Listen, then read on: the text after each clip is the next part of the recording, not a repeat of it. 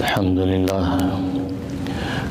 لله نحمده ونستعينه ونستغفره ونؤمن به ونتوكل عليه ونعوذ بالله من شرور أنفسنا ومن سيئات أعمالنا من يهده الله فلا مضل له ومن يضلل فلا هادي له ونشهد أن لا إله إلا الله وحده لا شريك له ولا نظير له ولا مثل له ولا مثال له ونشهد أن سيدنا وسندنا وشفيعنا وشفيع أمرنا وحبيبنا وحبيب ربنا ومولانا محمدا عبده ورسوله أرسله الله إلى كافة للناس بشيرا ونذيرا وداعيا إلى الله بإذنه وسراجا منيرا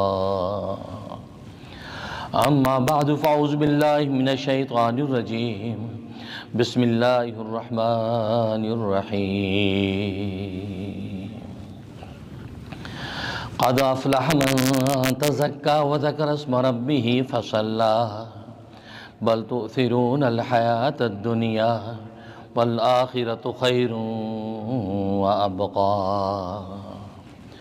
إن هذا لفي الصحف الأولى صحف إبراہیم و موسیٰ صدق اللہ۔ بزرگان محترم، برادران عزیز اور عزیز طلبہ اور میری اسلامی بہنیں، اللہ تبارک و تعالیٰ نے آسمان و زمین کی اس دنیا کو دارالعمل بنایا ہے اور انسان کو دنیا میں عمل کے لیے بھیجا ہے۔ اسی وجہ سے کوئی بھی انسان ایسا نہیں ہے کہ جو عمل نہیں کرتا ہے۔ ہر انسان کسی نہ کسی عمل کے اندر مصروف اور مشغول نظر آتا ہے۔ اسی لیے انسان کے دو نام ایسے ہیں جو سچے ہیں اور دو نام ایسے جو اللہ کو محبوب ہیں۔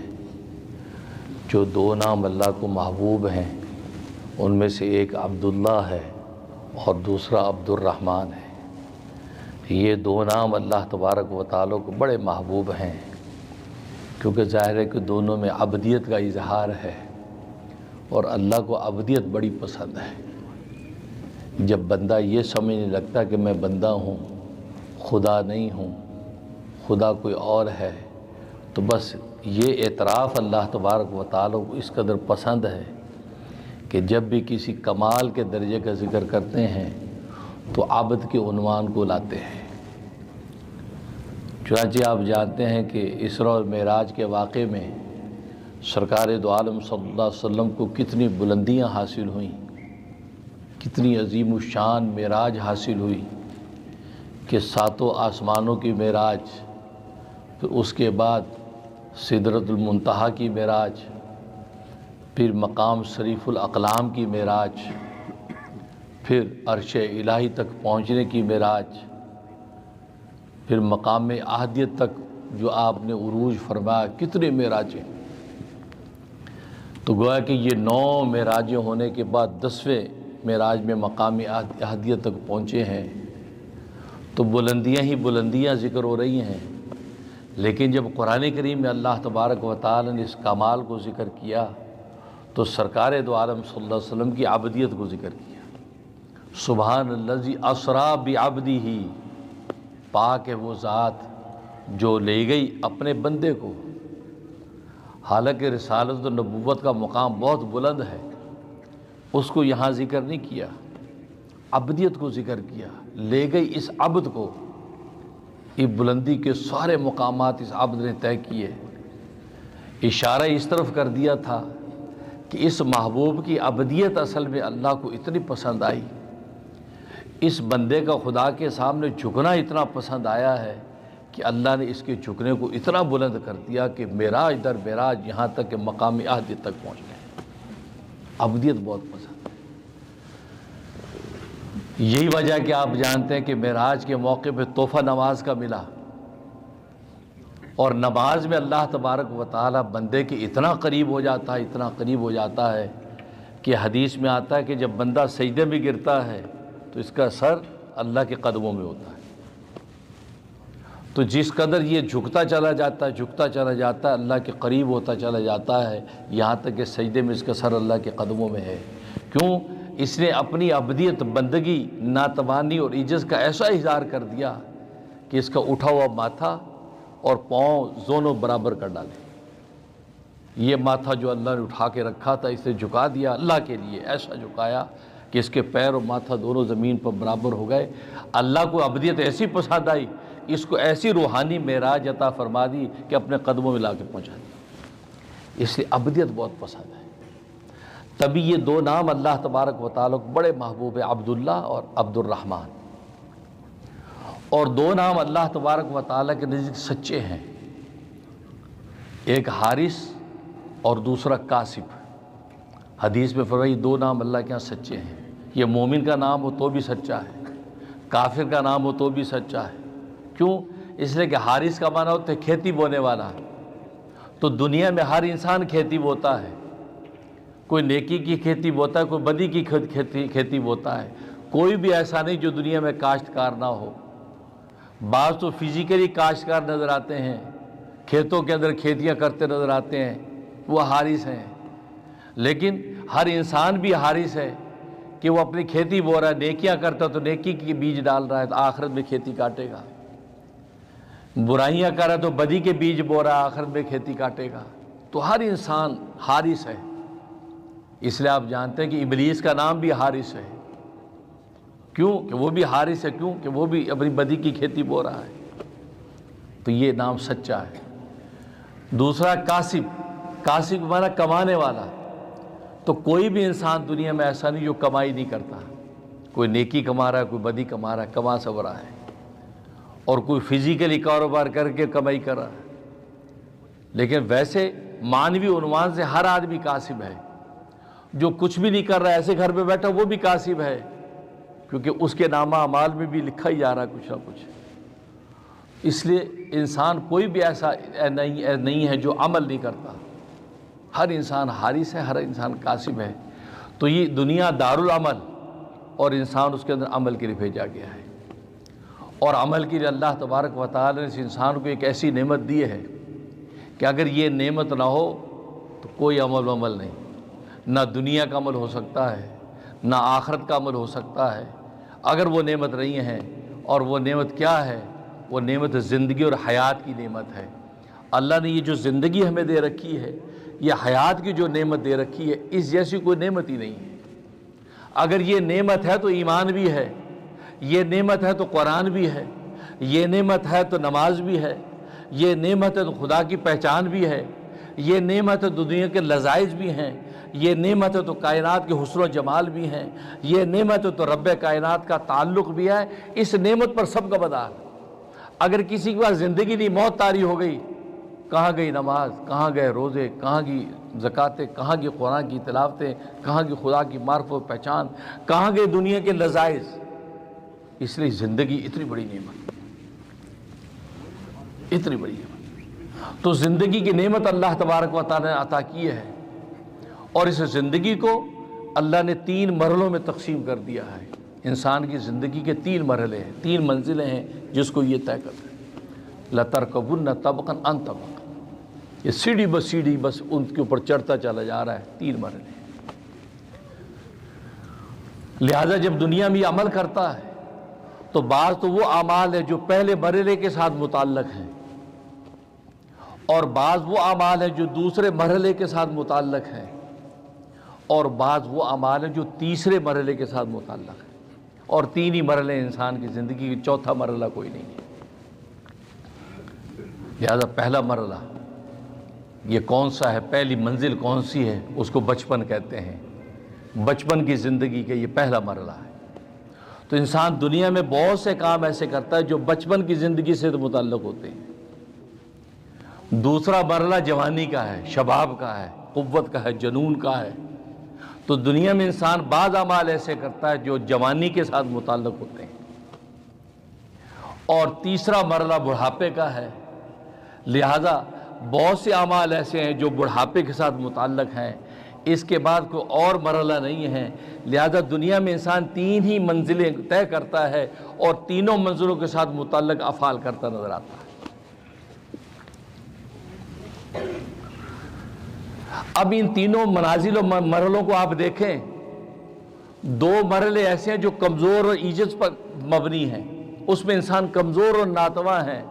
ایک پہلا مرحلہ بچپن کا، بچپن میں انسان کمزور اور ناتواں ہے، ضعف ہے اس کے اوپر، اس قابل بھی نہیں کہ پانی اٹھا کے منہ میں ڈال دے، کوائیں کوائیں کر کے ماں کو بلا کے دودھ پیتا ہے، کوائیں کوائیں کر کے وہ سردی گرمی میں اپنے اوپر جب سویٹر جب کمبل تانتا ہے، اتنا ضعف، ہل بھی کروٹ بھی نہیں بدل سکتا۔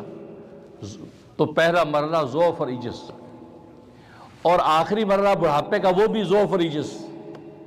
بڑھاپے میں بھی اتنا کمزور ہے کہ کسی قابل نہیں ہے، کھانستا ہے تو بلغم بھی باہر نہیں نکال سکتا، کھانس کا بلغم نکالنے قابل نہیں، اتنا کمزور۔ پڑا ہے تو کروٹ نہیں بدل سکتا، بیٹھا تو اٹھ نہیں سکتا، اتنا کمزور۔ دونوں مرحلوں میں ضعف ہی ضعف ہے۔ ہاں درمیان کا مرحلہ جس کو جوانی کہتے ہیں، جوانی میں شباب ہے، قوت ہے، طاقت ہے،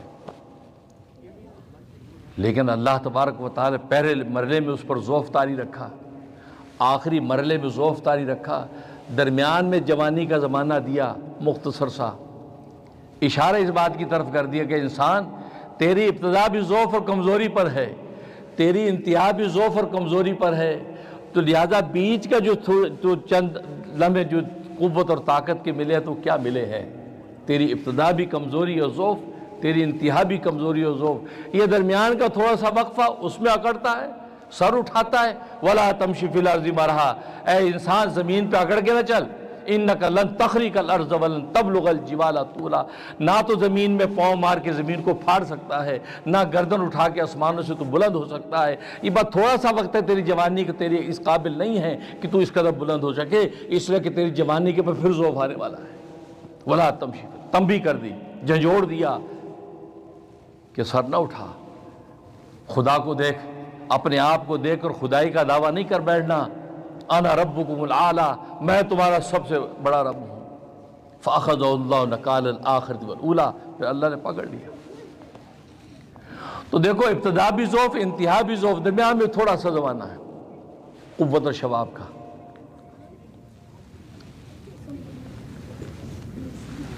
اس لیے گویا کہ 2 ضعف اس پہ طاری ہوئے، ایک ضعف صبائیت، بچپن کا ضعف، دوسرا ضعف شیخوخیت، بڑھاپے کا ضعف، درمیان میں جوانی۔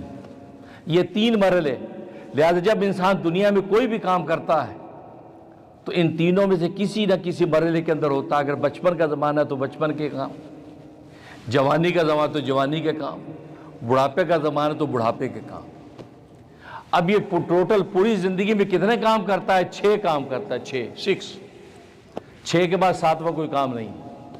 اور قرآن کریم میں اللہ تبارک و تعالی وہ 6 کے 6 کام بالکل کھول کے بتا دیے، یہ تمہارے 6 کام ہیں جو تم کرتے ہو، 6 کے بعد 7واں کوئی کام نہیں ہے۔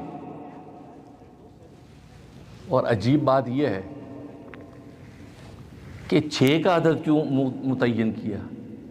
7 بھی تو ہو سکتا تھا، 8 بھی تو ہو سکتا تھا، اس لیے 6 کیا کہ 6 ایک ایسا عدد ہے کہ اگر اس کو ملٹیپلائی کریں یہ فنا نہیں ہوتا، یہ فنا نہیں ہوتا۔ 6 کو 6 سے ملٹیپلائی کریں کتنا بنا؟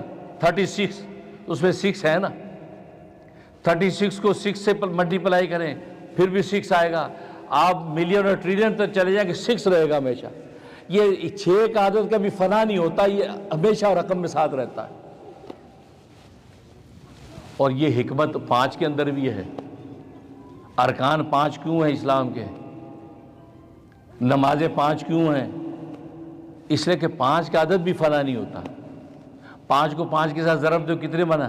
25، 25 میں 5 ہے نا، 25 کو 5 سے ضرب دے کتنے بنے؟ 125، 5 اس کے اندر ہے، تو یہ 5 کا عدد چلتا ہے ساتھ۔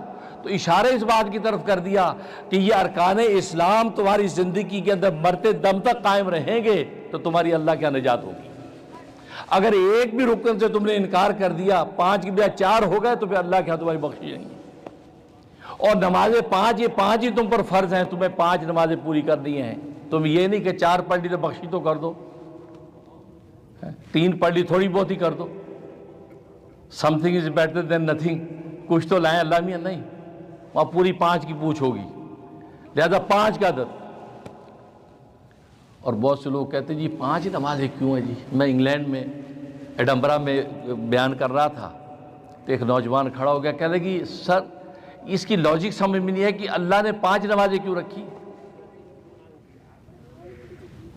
تو میں کو پھر کہتے اس کا لاجک کیا ہے؟ پہلی بات یہ ہے کہ ہمیں لاجکوں کا نہ حکم ہے نہ ہم اس کا مکلف ہے کہ اس کا لاجک کیا ہے۔ ہم صرف اس بات کے پابند ہیں کہ اللہ کا حکم ہے یا نہیں، یہ ریسرچ کریں آپ، اور اپنے بچوں کو بھی یہ تعلیم دیں، بیٹا یہ ریسرچ آپ کر لیں کہ اللہ کا حکم ہے یا نہیں۔ جب پتہ جی اللہ کا حکم ہے، بس دیٹس اٹ، اب you have to act upon it, بس تمہیں اس پہ اب عمل کرنا ہے۔ اب تمہیں یہ سوال کہ نہیں اللہ نے حکم کیوں دیا، یہ پوچھنے کا حق نہیں، تمہیں اتنا ہی حق ہے آپ یہ ریسرچ کر لیں۔ آج کا ریسرچ کا زمانہ ہے نا، ینگسٹر کہتے ہیں نہیں لاجک کیا ہے، یہ ریسرچ کر لو نبی نے حکم دیا یا نہیں، یہ نبی کی سنت ہے یا نہیں، یہ ریسرچ آپ کر لیں، اسٹڈی کر لیں پوری ریسرچ کے بعد جب اس بات پہ پہنچ کے نبی کی یہ ادا ہے، نبی کی سنت ہے، بس اب عمل کرنا ہے۔ اب تمہیں یہ پوچھنے کا حق نہیں کہ نبی کی سنت کیوں ہے، نبی پاک صلی اللہ علیہ وسلم نے یہ داڑھی مبارک کیوں رکھی، وائی، اس کا لاجک کیا؟ نہیں، تم یہ ریسرچ کر لو کہ داڑھی نبی کی سنت ہے یا نہیں، شریعت کا حکم ہے یا نہیں، یہ ریسرچ کرنے کی اجازت ہے۔ جب ثابت ہو گیا ہے، بس تمہیں عمل کرنا ہے۔ آج بچوں میں یہ مزاج پیدا کرو کہ اللہ کا بیٹا یہ حکم ہے، جس کو اسٹڈی کا شوق اس کو ٹھیک ہے ریسرچ کر لو، یہ قرآن کا حکم ہے یا نہیں، اور کر لی ہاں ہے پاپا، ہاں قرآن میں ہے، اللہ نے کہا ایسا کرو، بس۔ اب تم بندے ہو، بندے کو پوچھنے کا حق نہیں، خود قرآن میں لا یسأل عما یفعل، اللہ نے کہا کہ جو اللہ کرتا اس کے بارے میں تمہیں پوچھنے کا کوئی حق نہیں ہے، بس اب تمہیں عمل کرنا ہے۔ ہاں انتم تسالون، اللہ تم سے پوچھے گا کہ تم نے کیا یا نہیں کیا۔ کہتا جی 5 نمازیں کیوں؟ تو میں نے کہا کتنی ہوتی؟ کہتے نہیں I don't know, you have to tell. نہیں، میں کہا کتنی ہوتی تو تجھے کوئی اعتراض نہ ہوتا، مطلب 3 ہوتی تو تم کہتا اوکے، پھر تم سوال نہ کرتے، یا 6 ہوتی تم کوئی سوال نہ کرتے، کتنی ہوتی تمہیں کوئی کوشچن سوال نہ ہوتا، مثلا لیٹس تم کہتے جی اگر 10 ہوتی تو پھر میں کوئی سوال نہ کرتا، آئی ایکسیپٹ اٹ۔ اگر تم اس کو ایکسیپٹ کرو ہاں جی 10 ہوتی تو مجھے کوئی کوشچن نہیں، تو پھر ہم تم سے پوچھتے تو 10 میں چپ کیوں ہوا بھائی؟ تو 10 میں جو چپ ہو گئے اس کی کیا لاجک ہے؟ پھر ہم تم سے پوچھیں گے۔ اب وہ بڑا گھبرایا، کہتے سر پھر آپ بتائیں اگر تمہارا نام کیا ہے؟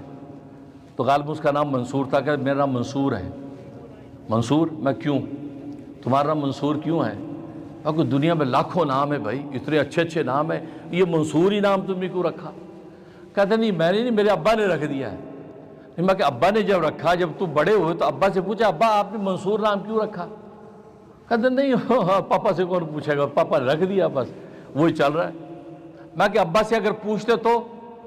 کہتا نہیں ابا نے میرے کان پکڑ لے، ایک چپت لگانی تھی۔ میں کہ بس ابا کی مرضی اتنی سٹرونگ کہ وہ تیرا نام منصور رکھ دے تو لاکھوں نام ڈینائی ہو گئے، اور ایک منصور نام لے کے تو چل رہا ہے، کیونکہ ابا سے پوچھنے کی ضرورت نہیں کہ ابا کان کھینچے گا۔ اور ربا کی مرضی اتنی کمزور کہ ربا نے 5 نمازیں فرض کر دی، تو کھڑے کو پوچھا ربا آپ نے 5 نمازیں کیوں فرض کی ہیں؟ کہتا ہے سوری مجھے سمجھ میں آ گیا۔ میں کہ بس اب آپ کہیں گے کہ ربا کی مرضی ابا کی مرضی سے سٹرونگ ہے، تو بس پھر نہیں پوچھو گے کہ ربا نے یہ کیوں کہا، ہاں یہ پتہ کرو کیا کہا۔ آج اپنی ریسرچ کا سارا اس میں زور لوگ، اللہ نے کیا کہا پتہ کرو بھائی، نبی نے کیا کہا پتہ کرو، کیا پہ محنت کرو، کیوں پہ محنت نہ کرو۔ یہ کیوں، یہ غیروں کی ہے، دشمنان اسلام کا یہ چربہ جو ہمارے منہ میں ڈال دیا، کیوں؟ یہ عورتیں پردہ کیوں کریں، یہ مرد داڑیاں کیوں رکھیں، یہ مدرسوں میں درس نظامی کا نظام کیوں ہو، یہ ملا کیوں بنے، یہ وہاں سے آ رہا ہے۔ آپ کیا کا سوال کریں، اجی اللہ کیا کہتا ہم کیا کریں، اللہ کہتا نماز پڑھو جی اوکے جی اللہ کیا کہتا ہم کیا کریں، رمضان آ گیا اللہ کہتا روزے رکھو جو روزے، پر آپ کیا کی تحقیق کریں، کیوں کی نہ کریں، اور کیا کی تحقیق یہ صحابہ کی سنت ہے، نبی سے ہی پوچھتے تھے کہ کیا کرنا ہے، اج یہ کرنا اب یہ کرنا ہے۔ تو خیر بات کہاں سے کہاں چلی گئی، تو کچھ کہہ رہا تھا میں، تو کہنے کا مقصد یہ ہے کہ یہ تو وہ جناب کہتے ہیں منصور نام رکھ دیا، ابا کی مرضی، تو 5 نمازیں جو فرض کی اللہ تبارک و تعالیٰ نے، بس 5 ہو گئی تو ہو گئی، بس 5 پڑھنی ہے۔ کہتے جی میں اس لیے پوچھ رہا تھا کہ انگلینڈ میں 5 نمازیں پڑھنا بڑا مشکل ہے، ٹف لائف ہے، بڑی بیزی لائف ہے، یہاں پڑھی نہیں جاتی۔ تو پھر انگلینڈ میں کیا کر رہے ہو بھائی، جس ملک میں جا کے 5 نمازیں تم سے نہ پڑھی جائیں تو اس ملک میں رہنا بھی جائز نہیں ہے، آپ کو یہ مسئلہ پتہ ہونا چاہیے۔ جس ملک میں امریکہ یورپ میں جا کے دین آپ کا برباد ہوتا ہو تو آپ کو پھر وہاں رہنے کی اجازت نہیں، آپ اس خطے میں چلے جائیں۔ ارض اللہ واسع، قرآن نے کہا جب اہل جہنم کی پٹائیاں ہوں گی اور اللہ کے فرشتے کہیں کہ تم نے کیوں نہیں کیا جو تمہیں کہا گیا، کہا جی ہم ایسی زمین میں تھے کہ وہاں پہ ہم کوئی عمل نہیں کر سکتے تھے، دین و ایمان پہ نہیں چل سکتے تھے، تو فرشتے ان کی پٹائیاں کریں گے۔ کہا کہ اللہ کی زمین اتنی وسیع تھی، فتہاجروا، ہجرت کیوں نہیں کر کے چلے گئے ایسے خطے میں، یا اپنے رب کو تو یاد کرتے، جس رب نے روزی مقدر کا وعدہ کر لیا تھا۔ گھر بیٹھ جاؤ تو بھی روزی مقدر مل جائے گی، دکان میں جاؤ تو بھی مقدر روزی جنگل میں بھی اتارے گا۔ اس روزی کے لیے تو ایسے ملکوں میں چلے گئے جہاں نمازیں برباد ہو گئی، دین برباد ہو گیا، تمہیں ان ملکوں میں رہنے کی اجازت ہی نہیں ہے۔ تو اگر آپ سے انگلینڈ میں امریکہ میں آ کے نمازیں چھوٹ رہی ہیں اس دنیا کے کمانے کے چکر میں جو آلریڈی مقدر ہو چکا، طے ہو چکا ہے، تو پھر آپ کو اس ملک میں رہنے کی اجازت نہیں۔ آپ اپنے گھروں کو جائیں، انڈیا پاکستان میں جائیں، فاقے گزاریں، لیکن خدا کو یاد کریں، خدا کو یاد کریں۔ اللہ اکبر۔ حضرت علی مرزا رضی اللہ تعالیٰ عنہ کیا خوبصورت بات فرماتے ہیں، فرماتے ہیں لوگوں تم راز کی بات سن لو آج مجھ سے، راتوں کو رازق کو تلاش کرنا شروع کر دو، راتوں کو رازق کو تلاش کرنا شروع کر دو، دن کے سویرے میں رزق تمہارا انتظار کرے گا۔ اللہ اکبر۔ یہ جب بھی ان کا مقولہ پڑھتا ہوں دل فگارا آنکھیں اشباع، کیا بات کہی، راتوں کو رازق کو پکارنا سیکھ لو، راتوں کو رازق کو ڈھونڈنا شروع کر دو، دن میں رزق تمہیں ڈھونڈے گا بھائی۔ آج راتیں ہماری بدمست ہاتھی کی طرح گزرتی ہیں، آنکھ بند کی تو سو گئے، کب نہ فجر نہ عشاء، کب اٹھے ہو سورج نکل آیا، سورج پہلے نکل کے تمہیں بتا رہا ارے دیکھو اس دوڑ میں تم سے آگے نکل گیا، اشرف مخلوق تو تھا، ننھی منی چڑیاں صبح صبح چہچہا کے کہتی میں تم سے آگے نکل گئی، میں اپنے رب کی یاد کے لیے پہلے اٹھ گئی، تم سو رہے ہو۔ نبی اپنی بیٹی حضرت فاطمہ الزہرا کو فرماتے ہیں بیٹی صبح صبح اٹھ جائے کر، اس لیے کہ صبح کو رزق تقسیم ہوتا ہے اور تم سوتی ہو کر، تو پھر رزق کو لینے والا کون ہوگا؟ تو حضرت علی فرماتے ہیں راتوں کو رازق کو تلاش کرو، لا الہ الا اللہ کی ضرب، تہجد میں کھڑے خدا کو یاد کرنا، سجدوں کرنا، یا رزاق کو اس وقت پکارو، فرمایا کہ دن کے سویرے رزق تمہیں تلاش کرے گا کہ میاں کہاں ہے جو رات کو نعرے لگ رہے تھے رزاق۔ ہم نے راز کے راستے تو چھوڑ دیے، مادیت کی دنیا کے لیے بھاگ رہے ہیں، کفار و مشرکین کی ترقیاں دیکھ کے سمجھ شاید ترقی کا راستہ یہی ہے، ارے ان کا راستہ خدا نے وہی رکھا ہے، تم وہ نہیں ہو، تم بڑے قیمتی ہو، تمہارا راستہ ہی الگ ہے، تمہارا وے ہی الگ ہے، تم تو ربا کی بندے ہو۔ جیسے ابا کا بیٹا ہو تو ابا کے بیٹے کا اپنے بیٹے سے الگ ہی ایٹیٹیوڈ ہے، اگر وہ فقیروں کو تقسیم کر رہا ہو اور بیٹا بھی لائن میں آ کے کھڑا ہو جائے تو ابا کیا کہے گا، بیٹا یہ تو سارا تمہارا ہے، پھر تم ادھر آ جاؤ، دے گا یہ نہیں دے گا اس کو خیرات نہیں دے گا، وہ کہے کہ بیٹا یہ تو غریبوں کے لیے آپ ادھر ہیں، نہیں ابا آپ تو دیکھو سب کو $100 بانٹ رہے مجھے بھی دے گا، بلکہ کہا کہ بیٹا آپ یہ سارا تمہارا ہے۔ بس وہی بات ہے، ربا تقسیم کرتا ہے، ان کفار و مشرکین کو 2 وقت کی روٹیاں دے رہا ہے، کیوں کہ وہ تو رب العالمین ہے، سب کو جینے کے لیے 2 وقت کی روٹی اور پانی کا گھونٹ وہ دے رہا ہے۔ اب مومن مسلمان بھی اسی لائن میں کھڑا ہو جائے، کہا کہ ارے تم تو میرے بندے ہو، میں تمہارا رب ہوں، یہ سارے خزانے تمہارے، ادھر آ جاؤ، یہ تو ان کے لیے۔ ہم کہتے ہیں نہیں اسی راستے میں جائیں، نہیں، تمہاری ترقی کی راہ خدا نے الگ رکھی، تو حضرت علی فرماتے ہیں راتوں کو راضی کو تلاش کرنا سیکھ لو، دن میں رزق تمہیں تلاش کرے گا۔ تو کہنے کا مقصد یہ ہے، تو ان ملکوں میں نمازیں اگر تم سے چھوٹتی، انگلینڈ میں نماز نہیں پڑھی جاتی تو بھی انگلینڈ میں رہنے کی اجازت نہیں ہے، جائز نہیں تمہاری۔ جائیے آپ اس وطن میں جہاں بھوکے بھانے فقر و فاقے کے ساتھ بھی اپنے خدا کو بھولتے نہیں ہیں، سجدوں میں بھی یاد کرتے۔ تو گویا کہ یہ تین مرحلے زندگی کے، بچپن کا زمانہ، جوانی کا زمانہ، بڑھاپے کا زمانہ۔ تمہارا مضمون لمبا ہے، تو کہنے کا مقصد ان تینوں زمانوں کے اندر 6 قسم کے کام کرتا ہے قرآن کے اعلموا انما الحیات الدنیا، اے لوگو جان لو دنیا کی زندگی کی حقیقت کیا ہے۔ یہ 6 کام ہیں۔ انما الحیات الدنیا لعب، لعب کھیل تماشا، لہو، لہو یہ بھی کھیل، زینت، زینت، وتفاخر بینکم آپس میں فخر کرنا، وتکاثر فی الاموال 5، اور فی الاولاد 6۔ یہ 6 کام، پر یہ 6 کام زندگی کی حقیقت ہے، 6 کے بعد 7واں کوئی نہیں۔ سب سے پہلے لائب، لائب اس کھیل کو کہتے ہیں کہ جس کے اندر کوئی مقصد دماغ میں ہوتا ہی نہیں ہے۔ جو چھوٹے چھوٹے بچے جو کھیل کھیلتے ہیں ان کو پتہ ہی نہیں ہوتا کہ اس کا مقصد کیا ہے، وہ کھیلتے ہیں، کسی چیز سے بھی کھیلنے لگ جاتے ہیں۔ یہ لائب ہے کہ کوئی مقصود نہیں سامنے۔ دوسرا لہو، لہو اس کو کہتے ہیں کہ جس میں ایک مقصد ہوتا ہے، مثلا تفریح کے طور پہ ہم کھیل رہے ہیں، ہم فٹ بال کھیل رہے ہیں، لیکن تفریح کے ساتھ ساتھ جسمانی ورزش بھی ہو رہی ہے، صحت و قوت بھی مل رہی ہے۔ کرکٹ کھیل رہے ہیں تفریح کے لیے تو ساتھ ساتھ جسمانی قوت بھی ہو رہی ہے۔ تو گویا کہ یہ یا تیراکی کر رہے ہیں، تیراکی تفریح کے لیے کر رہے ہیں لیکن انسان کی ورزش بھی ہو رہی ہے، یہ لہو۔ تو سب سے چھوٹے بچے وہ لائب قسم کے کھیل کھیلتے ہیں۔ دوسرے تھوڑے سے بڑے ہو جاتے ہیں تو ان کا ایک مقصد ہوتا ہے، چلو ہم کھیل دوڑ کرتے یار ذرا آؤٹنگ کرتے کھیلتے ہیں، لیکن اس کا جسمانی ورزش اور ذہن کی تیزی بھی حاصل ہوتی ہے۔ وزینتن، اور بڑے ہوتے ہیں 13 14 15 سال کے، تو زینت، زیب و زینت بنانے سنوارنے کا انسان کو لت لگ جاتی ہے، یہ دور سب پہ آتا ہے۔ اب 12 13 سال کی بچیاں، 12 13 سال کے لڑکے، اب وہ بالکل ٹیشن اپنا ہے سیٹ سیٹ رکھتے ہیں، بن ٹھن کے نکلتے ہیں، زینت یہ دور آتا ہے، زینت۔ اس کے بعد تفاخر بینہم، پھر جوانی، اب جوانی جیسی آتی ہے 18 20 اوپر جا، اب فخر، دیکھو میں یوں اور میں یوں، دیکھو میری ڈریسنگ دیکھو، ابے یار تو جوتے کیا پہنے، میرے دیکھو یار میں تو برانڈ نیم پہنتا ہوں، یہ برانڈ نیم کی دوڑ، یہ فخر، ایک دوسرے پہ فخر کرتے ہیں نوجوان۔ اب فخر کا زمانہ آگے چل رہا ہے، اب بڑھاپے کی طرف جب گیا، جوانی میں فخر چلتا ہے، پھر جیسے بڑھاپے میں آئے اب وہاں پہ 2 مرض رکھتے، ایک تکاثر فی الاموال، اب وہ بڑھاپے میں جا کے اب مال گنتا ہے، ساری زندگی تجارت کتنا مال گن کے رکھتا ہے، کثرت مال کی فکر ہوتی ہے، یار سمیٹ لو آگے اولادوں کو کام آئے گا، میراث پہ چلے گا۔ اب بڑھاپے والاولاد پہ اولادوں کو گنتا ہے، میرے نواسے کتنے، میرے 15 نواسے، میرے 25 پوتے، میرے 10 بیٹے، وہ یہ گویا کہ یہ فخر فی الاولاد۔ بس یہ فخر کا زمانہ آخر میں تکاثر پہ ختم ہوتا ہے، اور تکاثر کے بعد میں موت۔